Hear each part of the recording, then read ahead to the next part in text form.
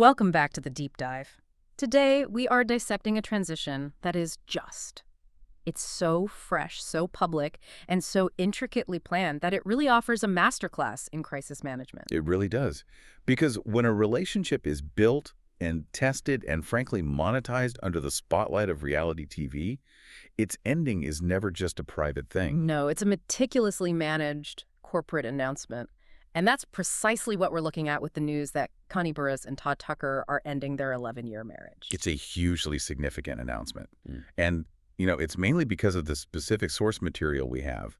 We're not just looking at a press release here. Right. We have sources detailing the formal split, the profound irony of their recent professional awards, and I think most importantly, the immediate actionable steps they took, literally the very next day. Yeah, that's the key. This moves the conversation way beyond just gossip and into, high-level strategy. Okay, so let's unpack this. For you listening, our mission is to extract the specific insights here. How do public figures successfully manage a high-profile transition like this? And we're going to put a laser focus on the immediate, tangible execution of their co-parenting commitment. I think we have to. I mean, we need to analyze the psychological and, logistical leap required to go from issuing a statement citing deep thought and prayer on a Friday A very sober, very serious statement. to then presenting a picture of perfect domestic harmony at a themed birthday party less than 24 hours later. It's just That operational speed is the absolute core tension of this entire deep dive. I mean, the end of an 11-year marriage is emotionally staggering for anyone. Of course. Yet that swift pivot from the announcement to this visible, unified action, it tells us everything about their priorities. It sends a really unmistakable message, primarily to their children, but also to the media. What message is that? That the stability of the family unit is non-negotiable, period. And this immediately raises a huge question for anyone observing. How do they sustain this level of professional distance and co-parenting with love and respect when the emotional ground beneath them has clearly just fractured? It's like we're watching the real-time creation of a public separation blueprint. That's a perfect way to put it. So let's start with the formal split details, which, themselves were executed with such precision. The sources confirm that Kandi, who is 49, the former Real Housewives of Atlanta superstar, announced the split from Todd, 52, after 11 years of marriage. And the timing of the announcement, dropping on a Friday, that's not an accident. That is classic media strategy. Explain that. Why is a Friday so important? It's highly calculated. Dropping a major piece of news on a Friday afternoon, especially in the reality TV world, does a couple of key things. First, it lets you dictate the weekend news cycle for the tabloids and the blogs. Okay, so you control the first wave. Exactly. You let that initial emotional reaction kind of burn out relatively quickly before the core weekday news media can really sink their teeth into it. And second, and maybe more importantly, it buys them a crucial 48 to 72 hours. Time for what? To control the first round of visual counter-narratives, which is exactly what we saw them do with that birthday party. Yeah. They controlled the first image the public saw after the news broke. It's brilliant, really. So let's deconstruct Kandi's strategic statement to people. This wasn't some raw or emotional spill. This was a highly managed declaration. And not a single word was out of place. No. She opened by detailing that the decision was made after deep thought and a lot of prayer. That precise phrasing frames the separation not as some sudden calamity, but as a mature, long-considered decision. And that framing is absolutely essential for maintaining her brand integrity. It suggests competence and control, which are, Kandi's trademarks as a businesswoman. She is setting the stage for the narrative that she is moving forward intentionally, not reeling from a shock. And she immediately pivoted. She pivoted away from the cause of the split and went directly to her stated priorities moving forward. Which is another key strategic move. Don't get bogged down in the why. Focus on the what now. And those priorities really define her whole new chapter mentality. She highlighted 3 core areas: protecting my peace, being the best mother I can be, and crucially, co-parenting with love and respect. Those phrases are so intentional, protecting my peace. That's a very modern declaration of establishing necessary boundaries for mental health. It's very relatable. It is, and the focus on being the best mother grounds the entire decision in the welfare of her children, which is impossible to argue with. And that phrase, co-parenting with love and respect, that's the operational term for the next decade of their lives. By putting it in the initial statement, they establish this high watermark for their post-marital conduct that the media can immediately reference. It's like they're telling the public, if you see conflict, it will be an aberration, not the rule. That's exactly it. And the sources confirm she requested public consideration, asking for privacy, grace, and understanding as we navigate this transition with our family. Okay, now here's where I have to pause and maybe push back on the strategy a little bit. Go for it. Isn't asking for privacy, grace, and understanding while simultaneously performing a visible themed birthday party for 24 hours? Isn't that inherently contradictory? It is. Is the strategy sustainable, or is it just excellent short-term optics to manage the immediate announcement? That's a brilliant point, and it speaks to the necessary paradox of a public separation. It is, by definition, a contradiction. They're asking for privacy regarding the details of the marital dissolution. The messy stuff, the legal stuff. Right, the specifics of their pain and their legal maneuvering. But at the same time, they're executing the highest form of public visibility regarding the outcome of their decision. Which is the continued stability of their children. Precisely. And it's an effective strategy because the media is forced to cover the positive event, the birthday, alongside the negative news, the divorce. It redirects the conversation instantly. Right. It forces the headline to be, despite split, Kandi and Todd unite for daughter's birthday, rather than just focusing purely on the emotional fallout. Nailed it. And the statement wrapped up by reinforcing this future-focused approach, detailing her redirection. Stepping into a new chapter, pouring into my work, my family, and my own growth. That declaration, professional focus work, family, and my own growth, is another strategic move. It frames the divorce not as a professional derailment, but almost as a catalyst. Yes. It suggests that the immense professional infrastructure she and Todd built will not collapse. Instead, the energy previously spent managing a struggling marriage will now be channeled into optimizing her existing career and her business engine. And that engine was immediately put to the test.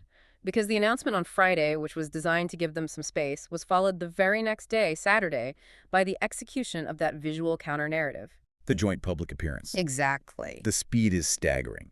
They essentially skipped the public mourning period entirely. Our sources confirm they put their marital woes aside to celebrate their daughter, Blaze. This immediate visible transition from deep thought to unified front is the highest level operational response to a relationship crisis. It really is. It demonstrates that the commitment to the concept of love and respect wasn't just theoretical, it was immediately active. They set an incredibly demanding precedent with this. Most separating couples, they struggled to even exchange the children civilly in the first few weeks. Oh, absolutely. Let alone host a coordinated, themed party together, smiling for pictures. It suggests an astonishing level of pre-planning, or at the very least, an almost military-grade commitment to maintaining appearances for the sake of the children. It signals that the commitment to their kids is absolutely paramount. It's non-negotiable. And for a couple whose life is a commodity on reality television, they understand that any visible conflict relating to the children would be catastrophic, not just for the kids, but for the public narrative, and ultimately for their personal peace. So by creating this immediate visual proof of cooperation, they're investing in the long-term emotional stability of their family. 100%. Let's move into Section 2 then and analyze this commitment in practice. We need to look closely at the specifics of this celebration. The event was Blaze's 6th birthday party, and it wasn't a small gathering. No, not at all. It was held at Ready, Set, FUN in Atlanta with a full Snow White theme. The detail matters here, doesn't it? Oh, it's everything. This was a proper, coordinated, themed event. Organizing a 6-year-old's birthday party, complete with a venue, guests, decor, and costumes that requires extensive communication. Budgeting, shared decision-making. All of it.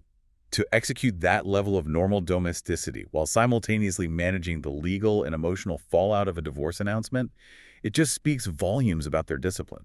It validates the integrity of Kandi's public statement. The goal of high-functioning co-parenting is ensuring that the parents' adult issues do not disrupt the children's routine or milestones. And they are actively demonstrating that their stated commitment is a behavioral contract that overrides their personal pain. We also have to look at the broader family structure involved because their co-parenting dynamic is actually pretty complex. That's a good point. They share 2 young children, Blaze, who is now 6, and their son Ace, who is 9. But Kandi is also the mother to her eldest child, 23-year-old daughter Riley, from a previous relationship.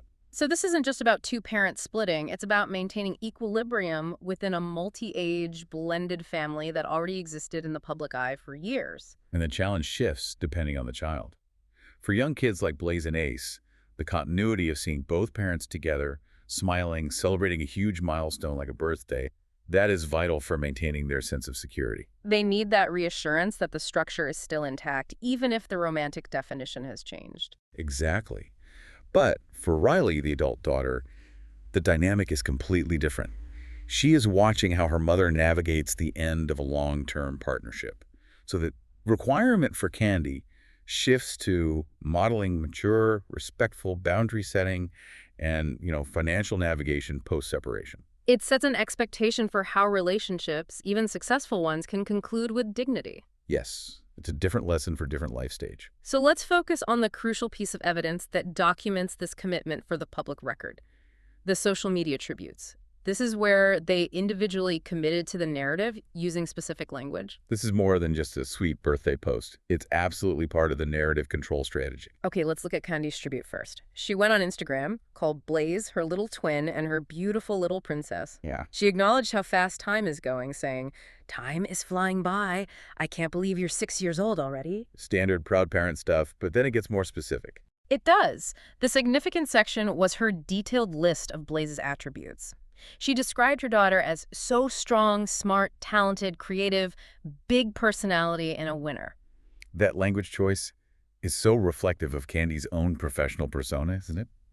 She is projecting her values, strength, winning, talent onto her daughter. It's an aspirational, highly positive tribute that focuses entirely on the child's future potential and strength. It really distracts from the parental instability of the moment. And she concludes by engaging her audience directly.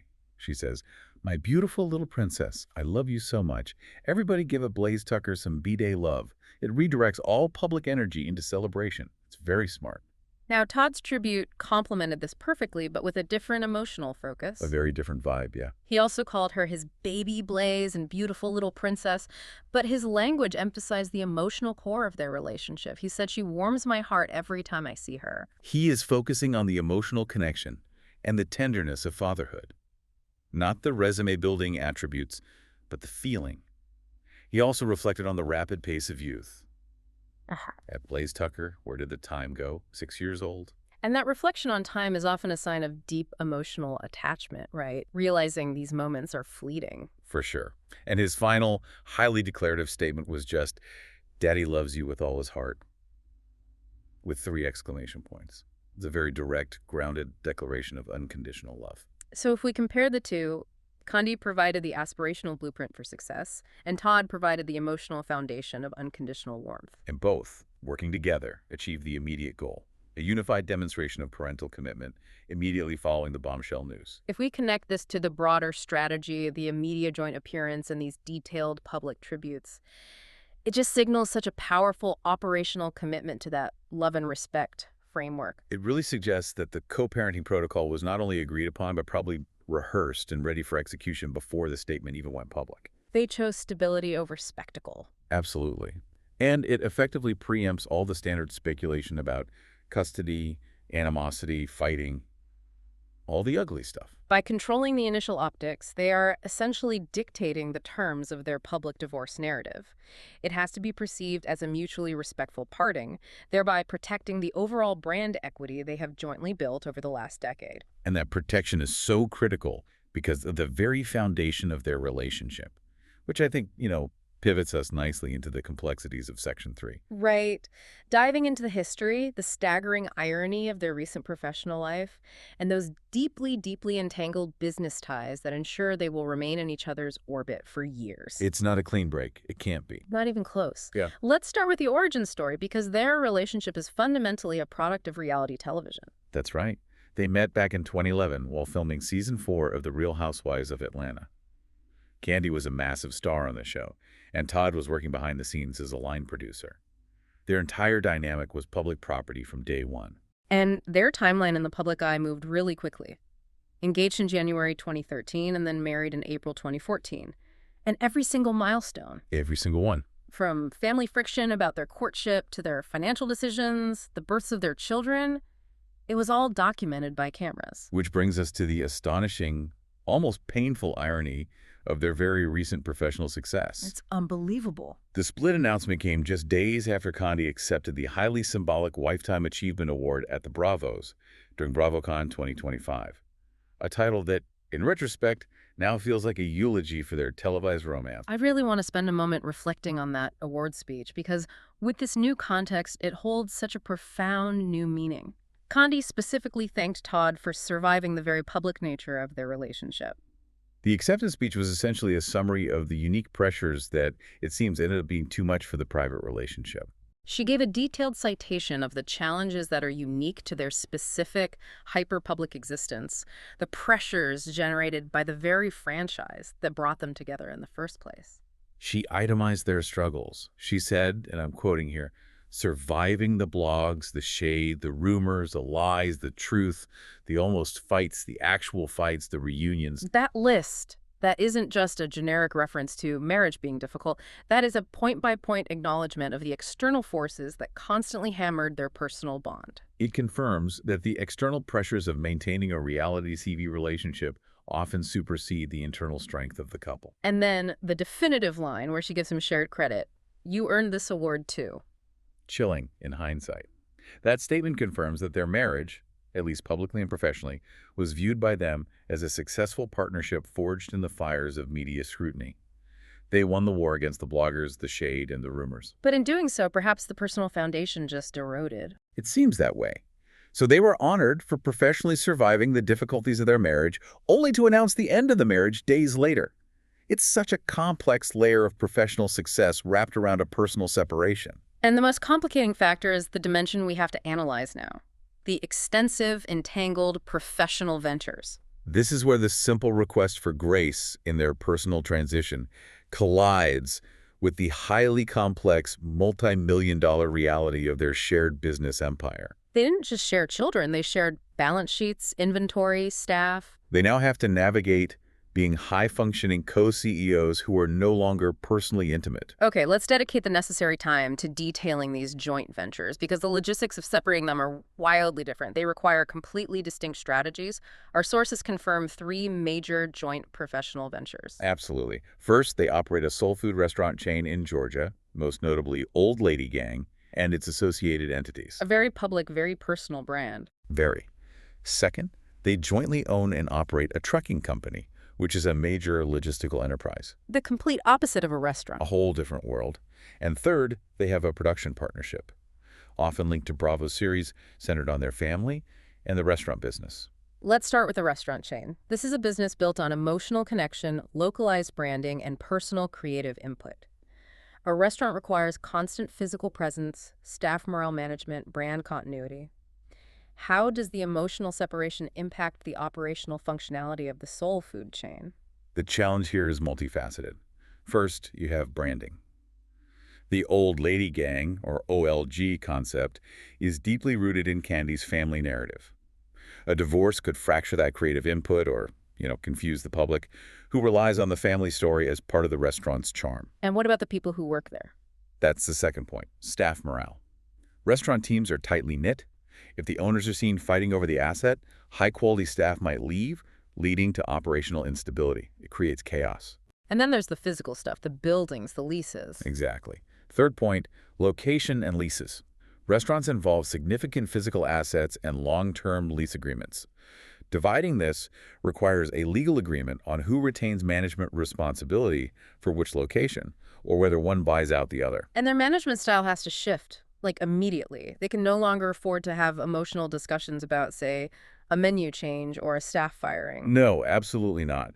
The partnership in the restaurant must become purely contractual and transactional. It's so difficult to imagine. It is. If one partner buys out the other, a rigorous valuation has to occur, which itself can be a source of intense conflict. Yeah. And if they decide to co-own and co-manage, they need a legally binding operating agreement that dictates voting rights, tie-breaking mechanisms, and financial transparency that is totally separate from their personal feelings. That is a very, very high bar for a separating couple to clear. Extremely high. Now let's contrast that creative, localized hospitality business with the second venture, the trucking company.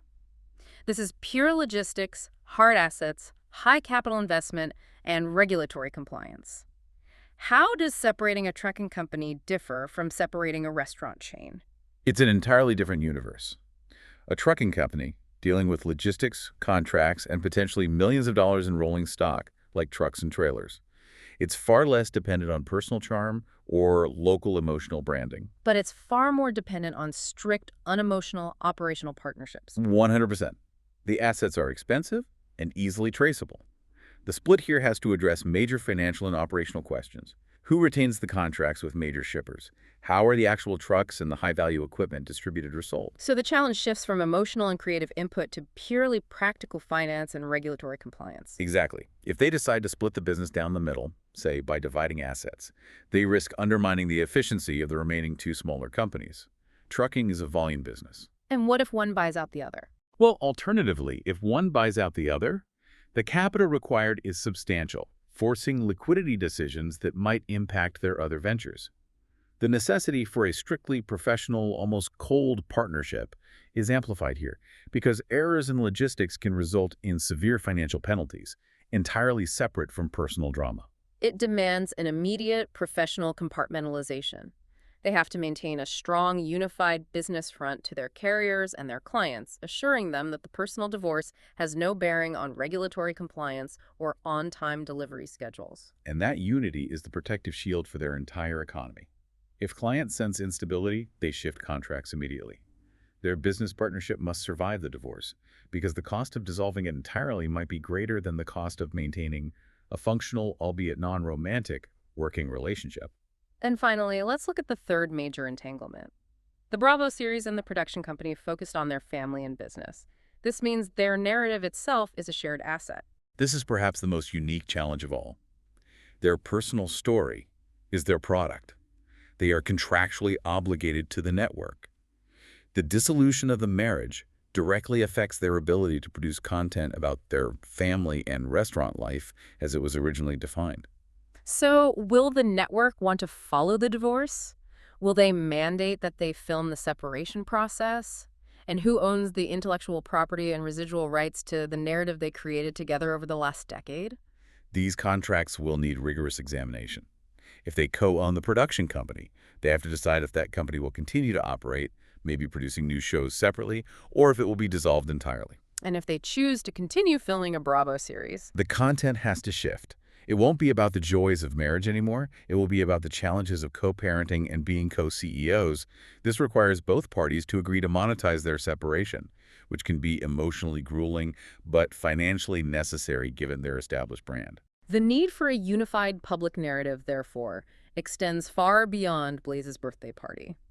It is a necessary protective measure for their economic endeavors across three fundamentally different industries. The success of their entire economic brand relies on the public's continued, generally positive engagement with the Kandi and Todd entity, even if it's transitioning from married partners to professional co-collaborators. So the public requests for privacy and grace become crucial preconditions for keeping the professional and legal negotiations civil. Absolutely.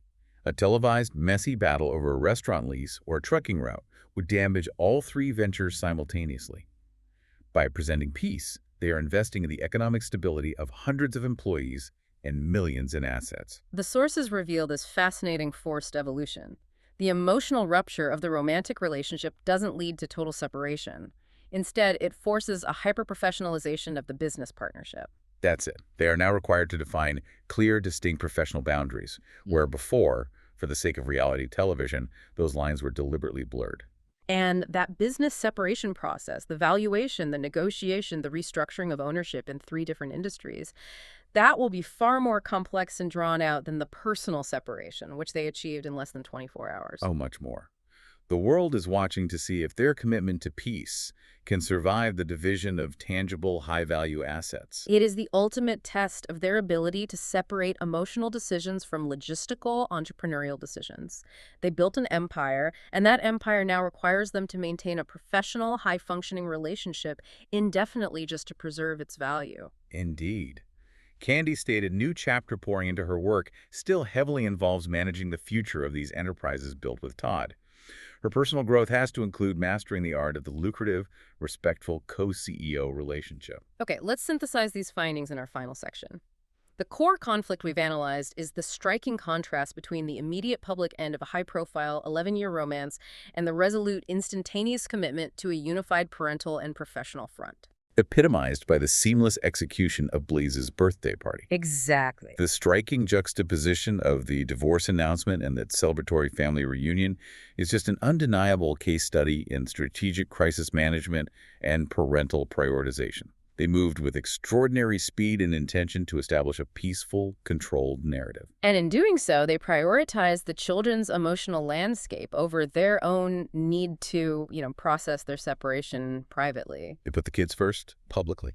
So what does this all mean for you, the listener? The key knowledge nugget here is the blueprint for immediate, respectful public separation that they provided. They didn't just hope for privacy, they earned it by executing a highly visible, intentional co-parenting commitment that immediately focused the spotlight away from the pain of the split and onto the future stability of their family. Their actions really demonstrate that for public figures, or really, for any couple with intertwined finances or children managing a high-profile transition, requires establishing the new, functional framework immediately. Kandi's emphasis on work, family, and growth suggests a highly focused path forward, where her energy is channeled entirely into productive, forward-moving domains. And it avoids the draining spectacle of a bitter divorce. Exactly. It's a strategic withdrawal from the emotional warfare we so often see in public breakups. They use the leverage of their status to set an incredibly high tone of mutual respect right out of the gate, simultaneously protecting their children and their brand integrity. And that immediate reunion for Blaze's birthday was the validation. It proved that Kandi's public statement was immediately operational. But let's circle back to the extensive professional entanglements one last time, because this is where the real complexity of this new chapter lies. While they have successfully demonstrated a unified front for their children, the sources reveal those extensive shared business interests across hospitality, logistics, and media production. It's a tangled web. It is. And this leads us to our final provocative thought for you to consider. Building on Kandi's stated commitment to stepping into a new chapter, given that their business empire is defined by joint ownership and shared professional history, does the dissolution of their marriage necessarily demand a total separation of all assets and business ties? Especially when the cost of dissolving the highly profitable logistics company or the restaurant chain could be financially ruinous for both of them. Or, and this is the question for you to mull or explore on your own, does their separation simply demand an evolution? Does the end of the romance transform them into highly functional, highly lucrative co-CEOs who just happen to no longer be married? Is the ultimate goal not total personal separation, but optimal professional performance, ensuring the brand they built together survives the personal changes? They've proven their commitment to co-parenting. Now, the world waits to see if they can translate that same level of mutual respect and intentionality into becoming the world's most successful ex-spousal business partners. That is the new standard they have set. Thank you for joining us for this deep dive into navigating new chapters. Until next time.